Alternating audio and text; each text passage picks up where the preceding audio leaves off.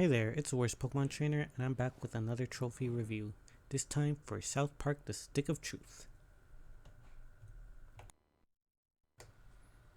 South Park The Stick of Truth, released in 2014. It is a role-playing video game developed by Obsidian Entertainment and published by Ubisoft.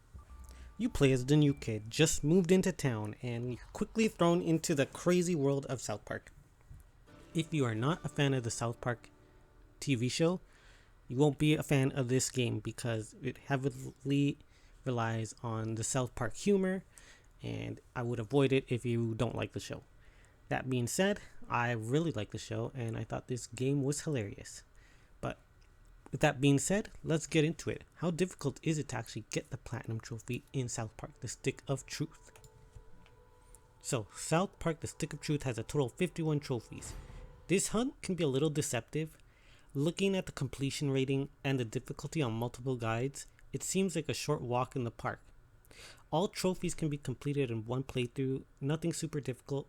There is a lot of collectibles to get though.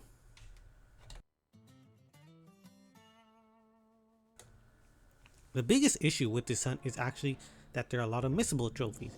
In fact, there's a total of 24 missable trophies, and some of these are collectibles.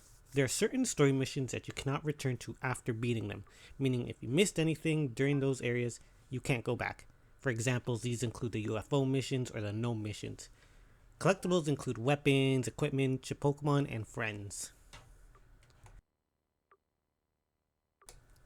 So I'm going to talk about some of the trophies that are missable, not every single one because some of them are not safe for work. But in the meantime, at the very beginning of the game, there is a trophy tied to a specific class, the Jew class. So if you're looking to do this trophy hunt in one playthrough, you got to start with that class.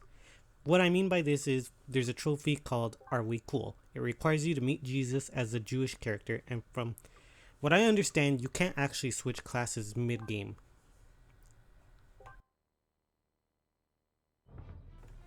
There are also plenty of missable trophies that require you to wear certain cosmetic items during a fight, and if you don't have them equipped beforehand, you will miss them and you have to do another playthrough. For example, the trophy Gingivitis has you fighting the Hall Monitor boss while wearing freckles, or the Heisenberger trophy, which requires you to wear the evil Cartman goatee and the bald cap while fighting the meth tweakers. Also, at the very end of the game, the trophy Outpatient requires you to have dire aids while defeating the final boss. You can get dire aids in Canada, and it is a negative buff, but the game is easy enough that you never have to really worry about it. 2 Girls 1 Stick is another trophy that requires you to beat the final boss while wearing the girl makeup disguise. And also another trophy called Face Off. You need to beat the final boss while looking like David Hasselhoff. You can get this look at the Tom's Rhinoplasty. Thankfully, these final boss trophies are stackable, so you can do them in one playthrough. You actually don't have to go and beat the game 3 times.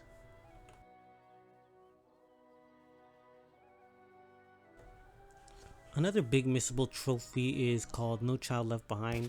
It's a requirement that you need to beat the game and never end a battle with a party member knocked out. This is actually easier than it sounds as long as you're paying attention to the fights. Even if a party member gets knocked out, you can revive them before the battle ends and not void the trophy. Also, there's another trophy called the Hoarder, which requires you to complete the game without selling any items.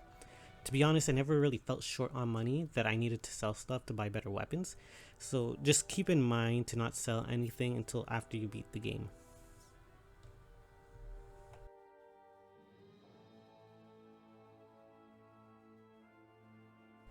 I mentioned earlier in the video that collectibles are missable.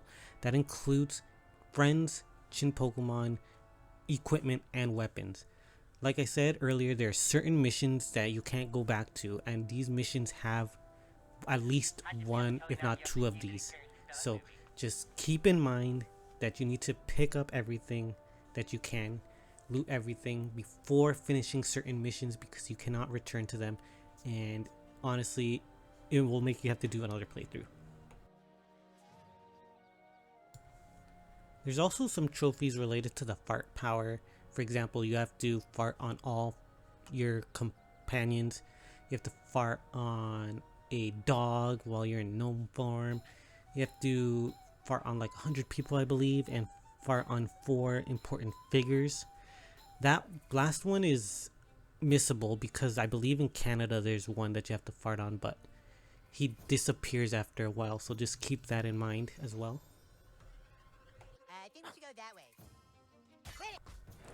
I can't emphasize this enough. If you're going to go for this hunt and want to save as much time as possible, use a video guide for all the collectibles and make sure to make multiple save files. That way you can easily reload if you make an error. I ended up missing a piece of equipment and I had to replay the game for 2 trophies. Thankfully I was able to find out what item that was, and I was only missing it from the later part of the game, so I really only had to do half a playthrough. I'm going to be linking a video guide that I used in the description. It's very well made, misses nothing. It's great to use if you want to get this platinum in one playthrough. Another piece of advice I would give is that if you did miss something at some point, for example a collectible or a trophy, I would say just beat the game, worry about it after. Finish the game, focus on the other trophies before going back and getting any missable trophies or missing collectible. The game is short enough that if you really wanted to, you can do multiple playthroughs. But I feel just that's an unnecessary add-on, especially if you're a trophy hunter.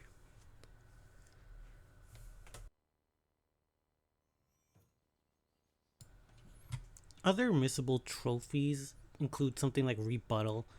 Here you have to interrupt 5 channel attacks by using a fart. The best way to do this is during the gnome section, and when you see them channeling, it'll say channeling, you just use a fart attack on them. It's can be a little bit annoying, but like I said, there's going to be a video guide in the description that will show you the best way to get them. Another one that's very unsafe for work is the one called perverted, where you have to watch your parents do it for 60 seconds. So again, it's South Park humor. If you don't like South Park humor, you're not going to enjoy this game, to be honest. There's also some combat related stuff. For example, over the course of the game, you have to block 100 attacks for the skill defender trophy. You bastards, where you let Kenny die in combat 10 times over the course of the game. Don't worry, this one won't void the No Child Left Behind trophy, where you have to beat it without having a buddy knocked out, because Kenny eventually does revive, auto revive. So as long as you make sure to finish the battle without him knocked out, you shouldn't void the trophy. You have another trophy called Pulling Mud, where in 3 separate battles you've pooped yourself. And I believe there's also one for pooping yourself during a boss battle, so just keep that in mind. You also have a trophy called Ass Fire. You need to defeat 20 enemies using Cartman's ass. So thankfully it doesn't take too much power points, and it is very powerful, so that's pretty easy. You won't worry about that one.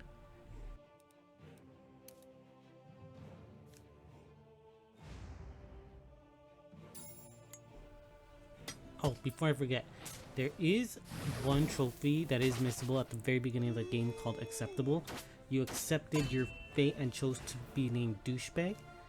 This one, you're going to be called Douchebag no matter what. To get this trophy, just select yes both times that Cartman asks you to confirm. You don't have to type it out. Just make sure to hit yes twice when Cartman asks you. That's it. That's at the very beginning of the game. I've got bigger things to deal with. Other trophies include Made This For You, is just fling a turd of your own creation at an enemy, which is, to get one of those, you simply just go to the bathroom, sit on the toilet, do the mini game, and you'll grab a piece of poo, basically, and have it in your inventory. So when you go into battle, just throw it. Easy trophy right there. Also, before I forget, you also have to open every garage in South Park. There's about 15 of these, I believe.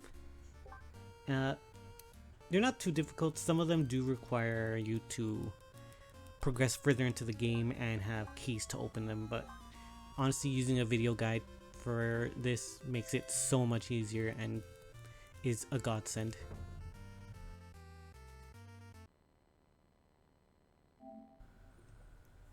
So here's the trophy list.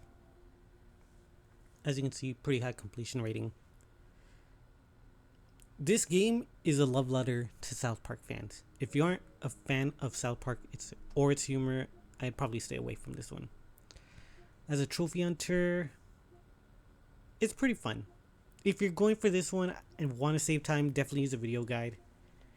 Biggest issue here is there's a lot of missable trophies, and if you want to avoid multiple playthroughs, I would definitely highly suggest using a video guide, and I'm going to link in the description the one I use that goes through in great detail everything to get the trophies.